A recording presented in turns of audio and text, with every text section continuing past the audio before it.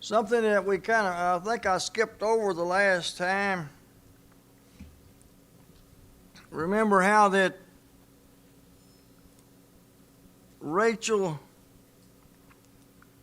had shown shown Jacob, talked him into, because she knew her husband was going to give a blessing to, had Jacob, dress up with goat skins and his brother's clothes and get the blessing. Well, now Isaac is getting pretty old, and Esau is just waiting on his daddy to die, and he's going to get revenge. And look at verse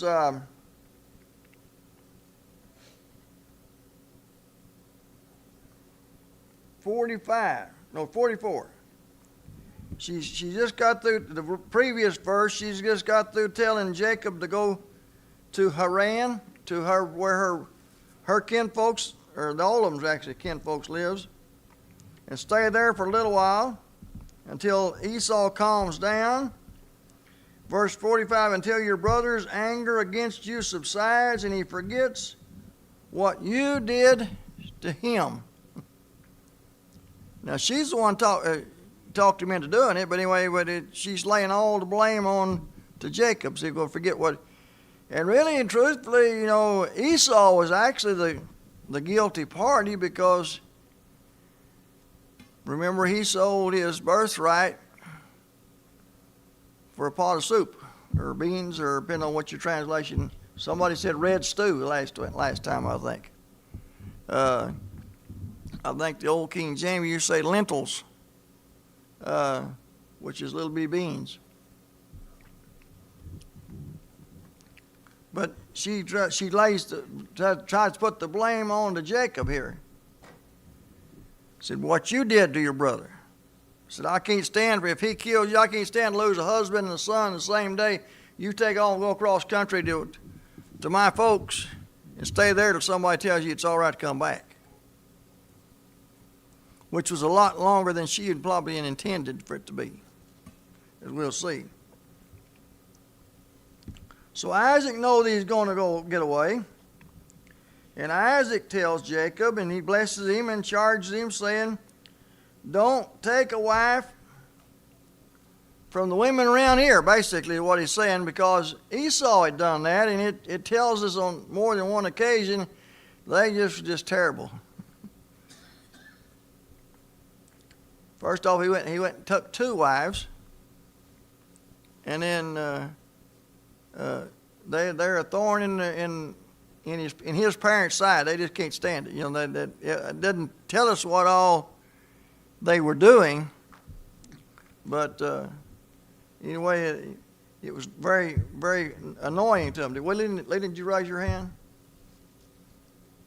Okay, well, I've got these glasses on. I thought I caught a shadow of you raising your hands about something. In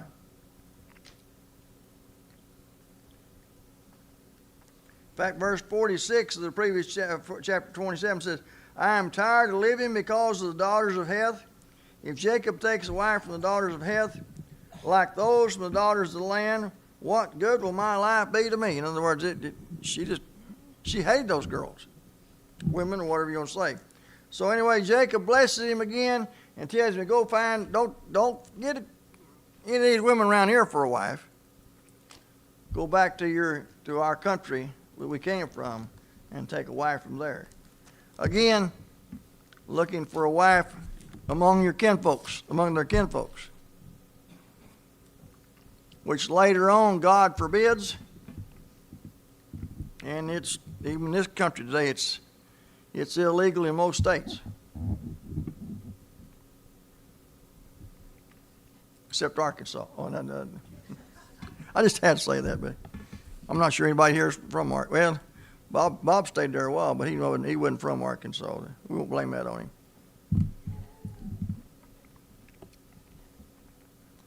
And so, after Esau, I'm in verse 6 of chapter 28, after Esau sees that Isaac has blessed Jacob and sent him away to get him away, So said, you should not take a wife from the daughters of Canaan. So what does Esau do? He goes to find Ishmael, who is Isaac's half brother, and gets a wife there, which is kinfolks again. But I don't think that didn't impress anybody again, evidently. So Jacob goes to Haran. He goes to Beersheba. He has a dream, or a vision, if you will. What is that vision?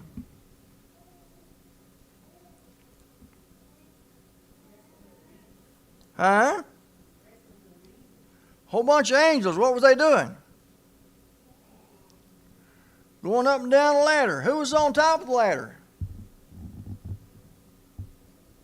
It says God was up there.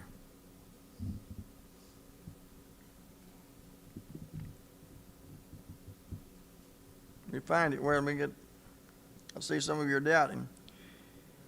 Verse 13, and behold, the Lord stood above it and said, I am the Lord, the God of your father Abraham, the God of Isaac. The land on which you lie, I will give it to you and to your descendants. Your descendants will also be like the dust of the earth, and you will spread out to the west and the east and the north and south. And in you and in your descendants shall all the families of the earth be blessed. Behold, I am with you and will keep you wherever you go and will bring you back to this land.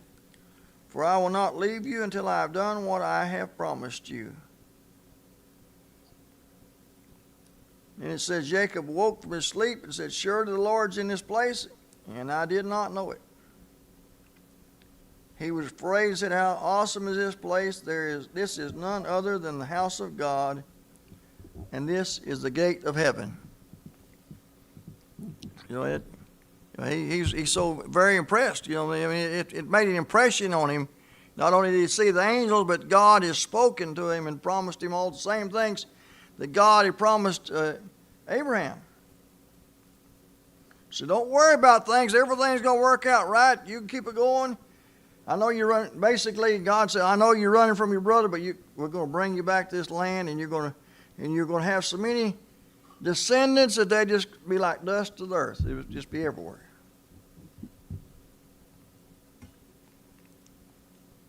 So Jacob sets up a stone for a reminder of where he did it. The same stone he used for a pillar. Now, I don't know about y'all, but now a rock's pretty tough thing to have for a pillar.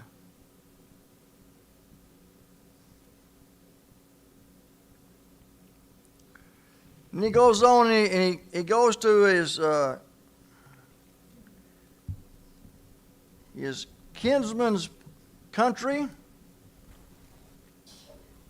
And who's the first lady he runs into? Basically, it's Rachel, isn't it? She's out.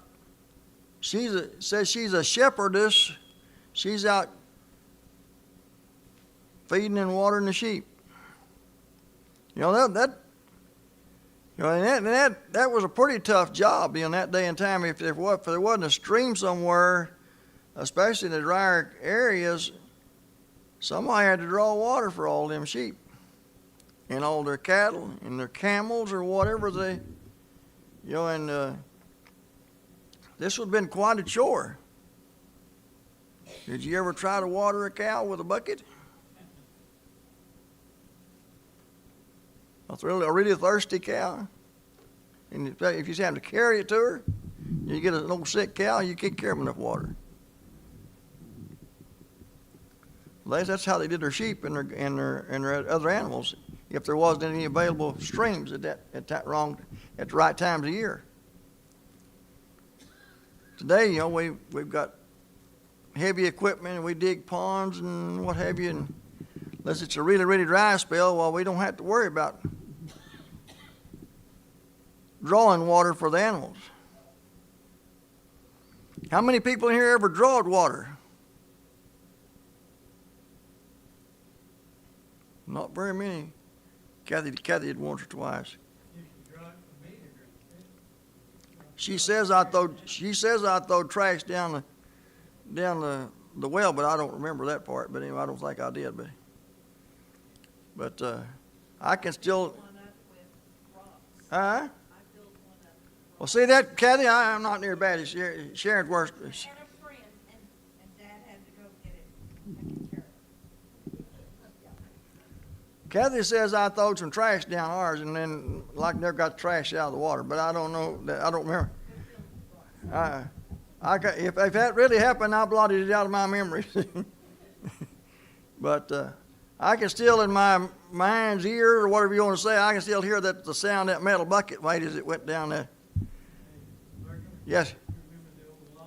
That's what I'm talking about, that long bucket. Yeah.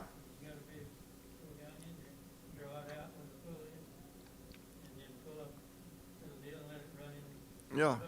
There was a pattern to draw on that water. You pulled, and you had a stake sticking out for that rope to go around, and you pulled and throwed that rope just right, and you just latched it around that when you got to the top. And then when you started back down, you was doing like this, letting the rope let that go down, you know.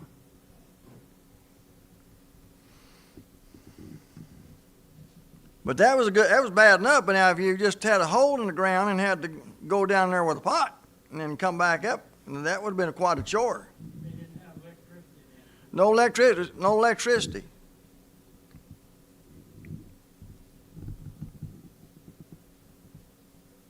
But anyway, Jacob runs across this lady named Rachel, which is the lady that these are the people he's looking for. And they, I guess you'd say, instantly fall in love. Says she was very beautiful. And so I want to marry her. That's what he said my father has gotten rich and all this, but I said I want to marry her. And they don't just give her to him real easy, do they? But there wasn't none of them deals where she's worth 2 cows and 3 horses. You got to work here for 7 years. Leland, do you ever think about what if you had to work 7 years for? Still working? Yeah, but you got her before the 7 years was up the first time, didn't you?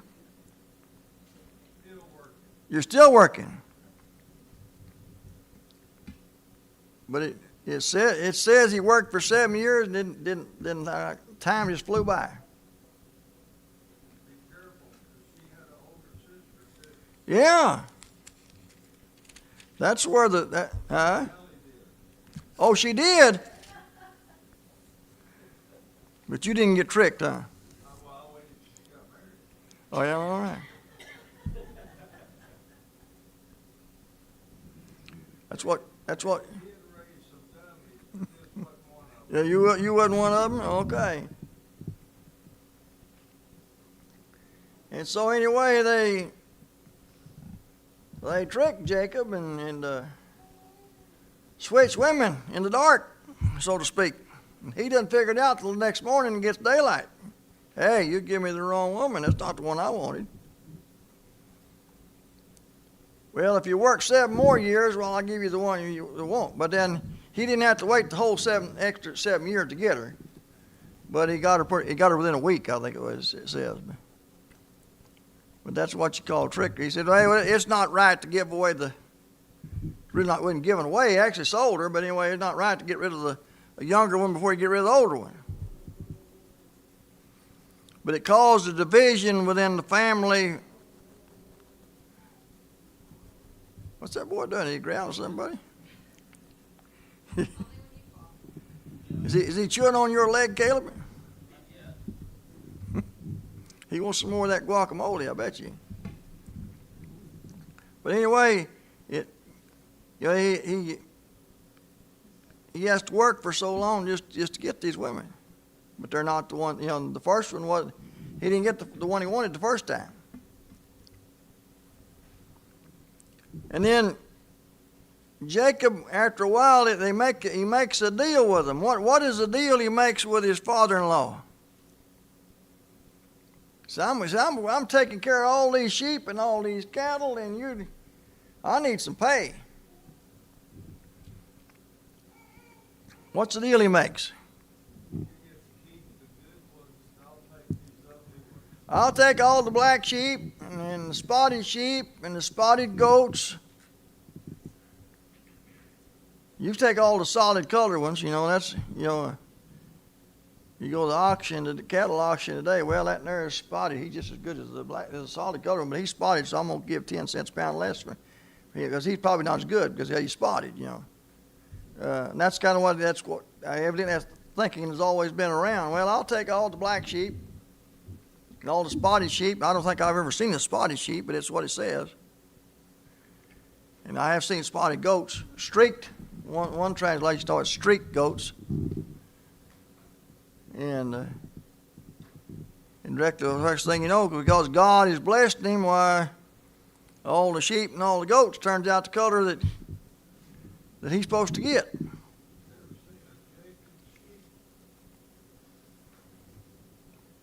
That the one's got hair instead of wool?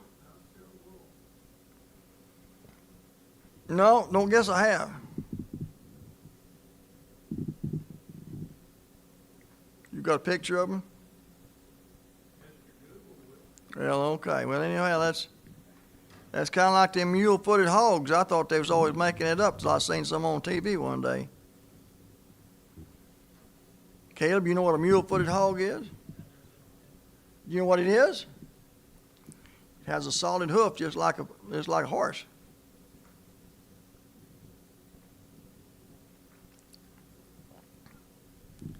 Austin Byron's grandpa was always talking about. His grandpa said he was trying to mix the parts of the old law and new, and his grandpa said, you could eat a regular hog, but you couldn't eat a mule-footed hog because he had a solid hoof. Well, you couldn't eat a hog at all under the old law because it didn't chew the cud. But he thought, and I thought, well, he was making it up about them mule-footed hogs, but I seen some on TV one time. They have a solid hoof. Are you just making it up about Jacob's sheep? Or did he? Okay. Because I'm trying to figure out what those Jews would have done with those hogs. They have eaten them. No, they weren't allowed to eat the hogs. They didn't chew a cud. Well, but those didn't have a home enough. Huh? Those you're describing didn't have. No, I know. But then this wasn't Jews. This was Austin Byron. He goes here. His grandpa told it about his grandpa. Had kind of mixed it up, and but his grandpa didn't have it straight to start out with because the Jews weren't allowed to eat any kind of hog.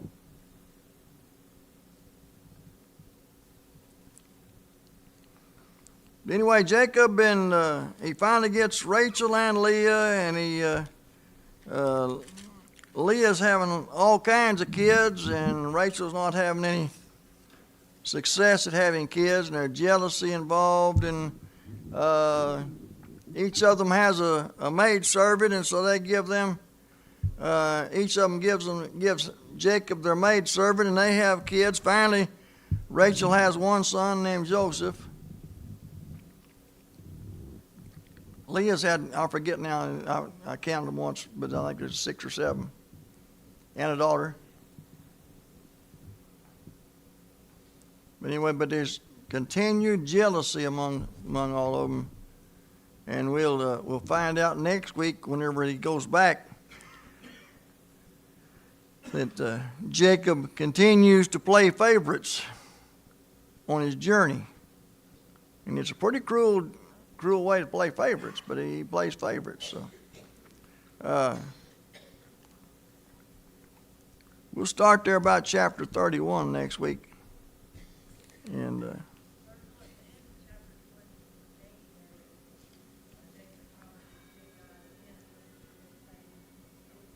yes, yeah.